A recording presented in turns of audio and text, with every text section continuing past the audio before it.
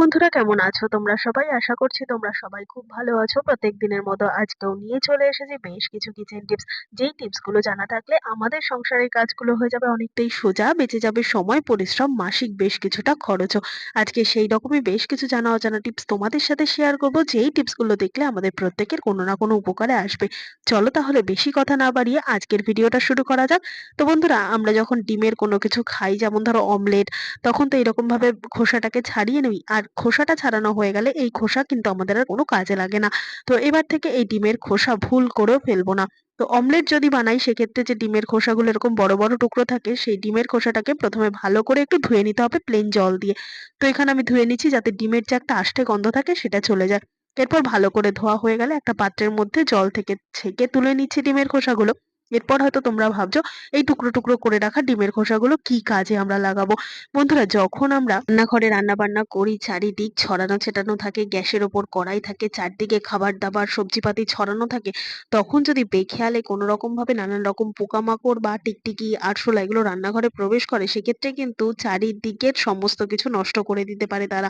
তাই যখন আমরা রান্না করব, যদি আমাদের ডিম কোনো সময় কোনো কাজে ব্যবহার হয়, তো ডিমের খোসাটাকে যদি এইভাবে ধুয়ে রান্নাঘরের চারিদিকে, গ্যাসের ওপর, নিচ, কোনাকানাচি, যেখানে খাবার থাকবে সেখানে বা আশেপাশে যেকোনো জায়গায় ডিমের খোসা যদি এভাবে রেখে দেওয়া যায়, তাহলে কিন্তু আর কোনো রকম আরশোলা, টিকটিকি, কোনো রকম পোকামাকড় রান্নাঘরে প্রবেশ করবে না। কেননা এই ডিমের খোসাগুলোকে তারা ভীষণই ভয় পায়। আর ডিমের যে একটা এক্সট্রা উগ্র গন্ধ থাকে, সেই গন্ধের জন্য কিন্তু রান্নাঘরে আর কোনো রকম পোকামাকড় ঢুকবে না। তাই বাইরে থেকে কোনো রকম কেমিক্যাল ব্যবহার না করে যদি এই ধরনের জিনিস দিয়ে আমরা পোকামাকড় তাড়িয়ে ফেলতে পারি, তাহলে কোথাও গিয়ে তো বেশ খানিকটা সুবিধা হচ্ছে।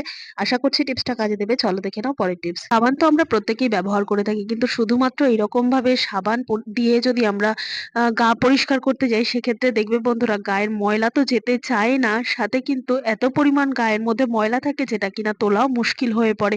তাই আমরা কি করি, সাবানের সাথে একটা খোসা ব্যবহার করি। কিন্তু অনেক সময় দেখা যায় খোসা ছিঁড়ে গেছে বা খোসা নষ্ট হয়ে গেছে, হাতের কাছে কোনো খোসা নেই।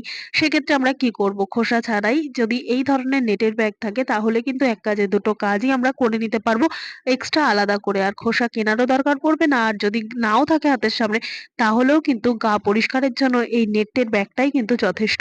ভালো করে সাবানটাকে নেটের ব্যাগের মধ্যে মুড়ে নাও, সাথে একটা রাবার ব্যান্ড দিয়ে টাইট করে আটকে নাও।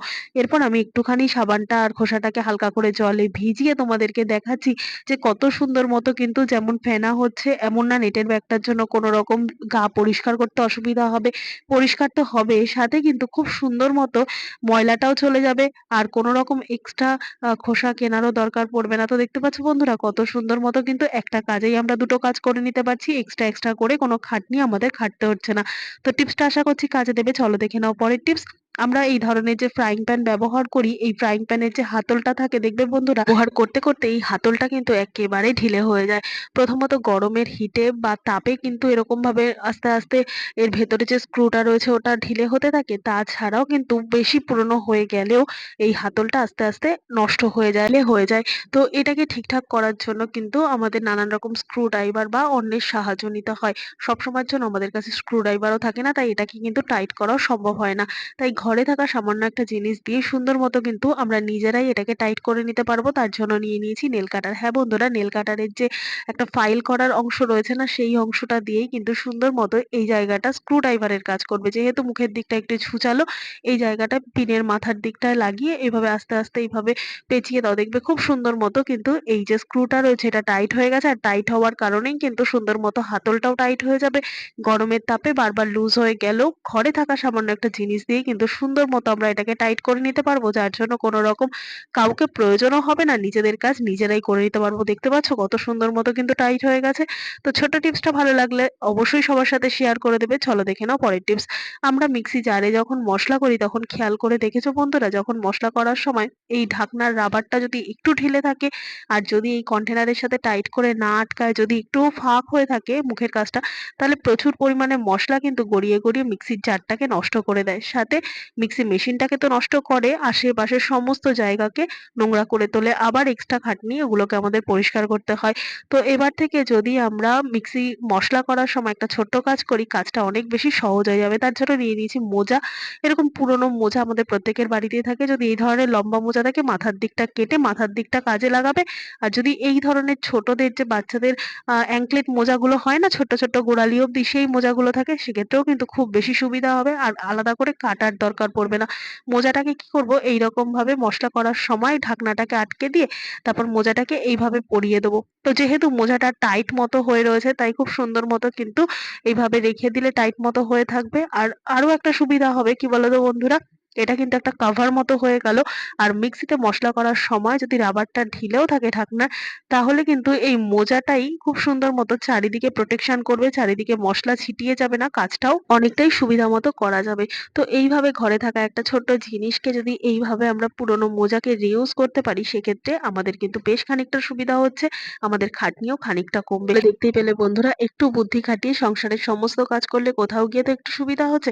টিপসটা ভালো লাগলে অবশ্যই একটা লাইক করে দিও। চলো দেখে নাও পরের টিপস। আমরা ঘরবাড়ি ঝাড় দিয়ে পরিষ্কার রাখার জন্য কিন্তু প্রত্যেকেই ঝাড়ু ব্যবহার করে থাকি, কিন্তু সেই ঝাড়ুটা যদি ব্র্যান্ডেড কোনো কোম্পানির না হয়, যদি লোকাল কোনো ঝাঁটা হয়, তাহলে কিন্তু দেখা যায় এই যে প্লাস্টিকের হাতলটা রয়েছে, এর নিচ থেকে কিন্তু এই ঝাঁটার যে সুতোগুলো, ওগুলো কিন্তু খুলে বেরিয়ে আসে।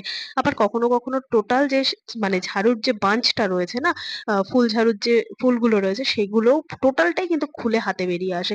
তো এই জায়গাটা বারবার যদি আমরা রিপেয়ার করতে চাই, সেক্ষেত্রে তো হয় না, সাথে কিন্তু আমাদের বারবার ঝাড়ু চেঞ্জ করতে হয়। তো যদি লোকাল কোনো ঝাঁটা আমরা ব্যবহার করি, তাহলে ঝাঁটা কিনে আনার পর অবশ্যই এই যে জয়েন্টটা রয়েছে, এই জয়েন্টের এখান থেকে কিন্তু মোটা করে কোনো সেলোটেপ টাইট করে আটকে দিতে হবে।